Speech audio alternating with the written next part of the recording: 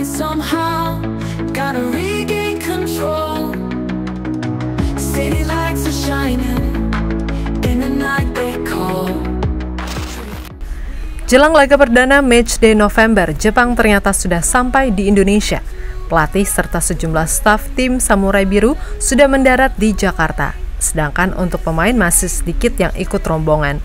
Mengingat pemain mereka rata-rata merumput di Eropa. Bakalan nyusul palingan?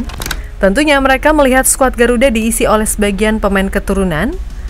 Pastinya merasa berbeda, sebab terakhir ketemu di Piala Asia, timnas Indonesia masih banyak pemain lokal. Namun pemain veteran timnas Jepang ternyata udah nggak kaget. Bahkan legenda Samurai Biru menceritakannya kepada media di sana. Jika telah memahami bahwa banyak pemain Belanda yang memiliki keturunan Indonesia. Ia mengetahui hal tersebut karena ia tahu bahwa Indonesia pernah dijajah oleh Belanda. Veteran tersebut pernah melihat langsung bagaimana orang Belanda blasteran Indo berperilaku seperti orang Nusantara, tidak selayaknya orang Eropa.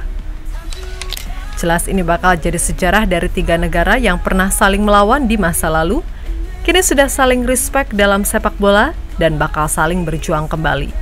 Dan inilah cerita veteran Jepang yang bakal jadi sejarah yang terulang kembali.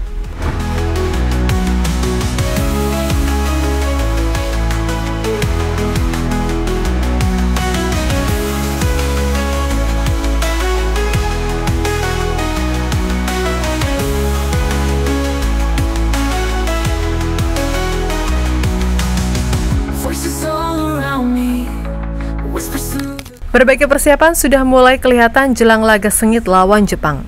Seperti kemarin, rombongan pemain aboard Garuda mulai berdatangan dan sudah melakukan berbagai pemanasan kecil untuk menjaga kondisi fisik. Sebagian sudah berkumpul, sebagian lagi sedang OTW dan diprediksi besok bakal sampai semua. Bahkan bisa nih, main dengan full squad Eropa.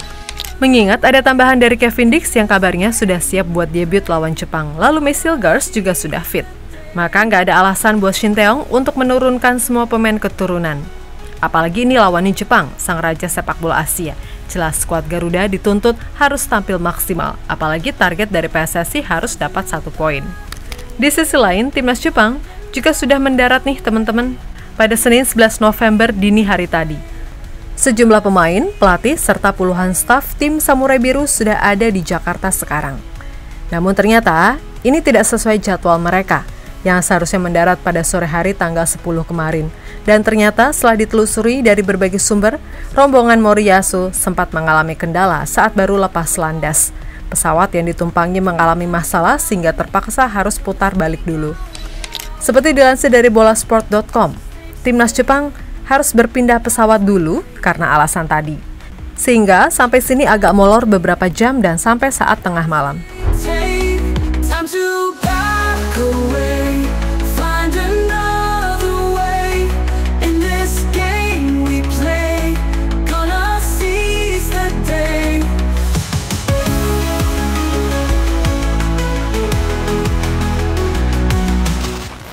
Sampainya Jepang di Indonesia kelihatan banget vibes-nya berbeda. Lama sudah tim Samurai Biru tidak pernah bermain di sini. Tentu saja ini jadi pengalaman baru bagi skuad Moriyasu. Dengan bermain di GBK, pasti bakal takjub melihat atmosfer dari supporter Garuda yang siap memenuhi seluruh bagian stadion dengan dukungan Chan yang tidak berhenti selama 90 menit. Selain itu, wajah-wajah baru skuad Garuda juga siap mengejutkan mereka, karena terakhir kali Jepang ketemu Indonesia ketika di Piala Asia 2023 lalu. Skuad Garuda belum sekuat sekarang, yang bisa diisi oleh pemain keturunan semua. Jelas anak asuh Shin Tae-yong sangat mungkin membuat kejutan untuk mengimbangi gempuran skuad racikan Moriyasu, atau bahkan dapat poin penuh. Bisa saja, tapi bakalan susah banget ya teman-teman. Tapi ya realistisnya emang imbang, itu juga sudah sangat bagus ya kan?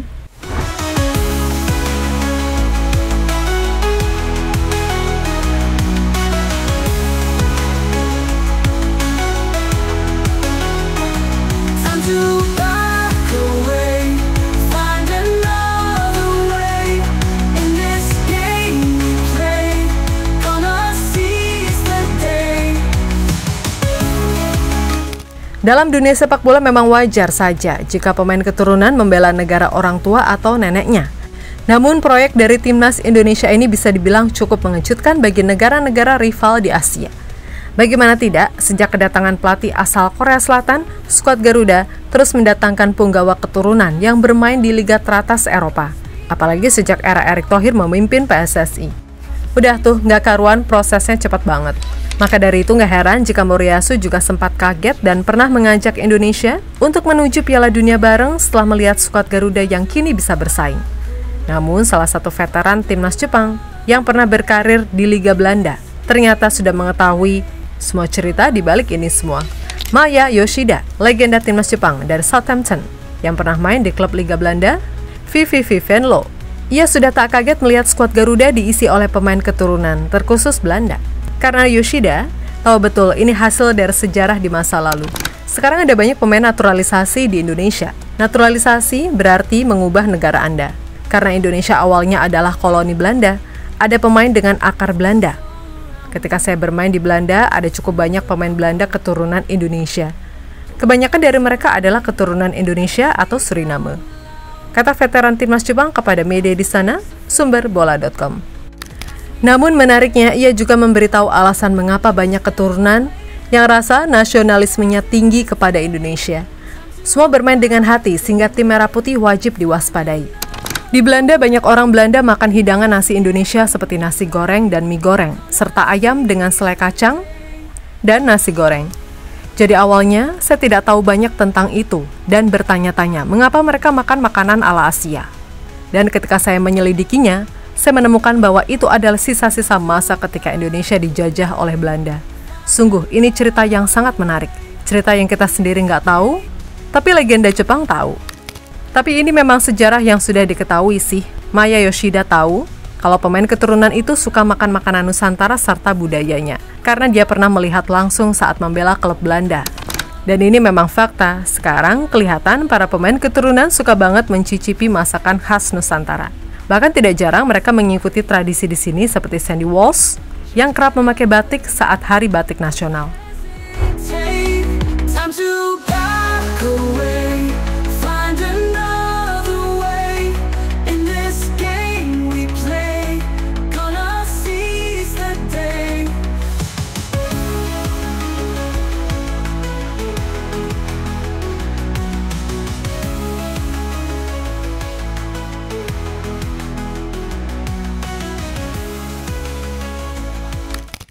Ketiga negara tersebut sudah tidak asing lagi lah ya. Indonesia, Belanda, dan Jepang sudah saling mengenal karena pernah saling melawan dalam Perang Dunia Kedua.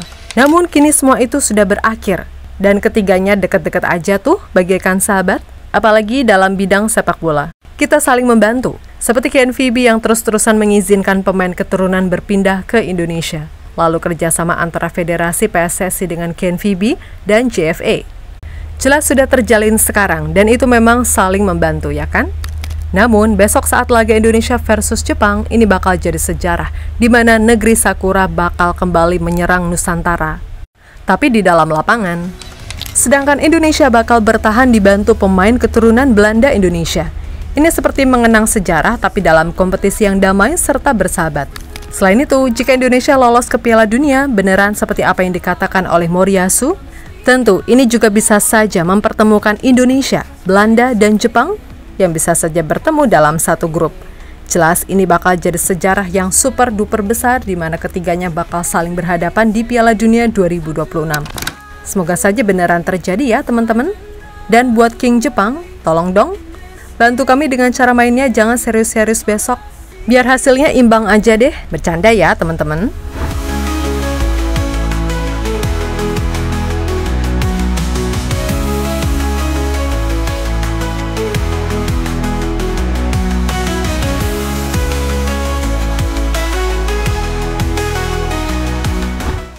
Yap, itulah berbagai ulasan menarik jelang laga berat lawan raja terakhir alias Jepang. Ini memang akan berjalan tidak mudah bagi Garuda. Namun dukungan serta kawalan dari kita sebagai fans Garuda pasti sangat berpengaruh. Makanya saya ingatkan ke teman-teman, jangan lupa support terus Garuda yang bakal berjuang besok. Mau dukung lewat apapun dan apapun hasilnya tetap support aja terus pokoknya.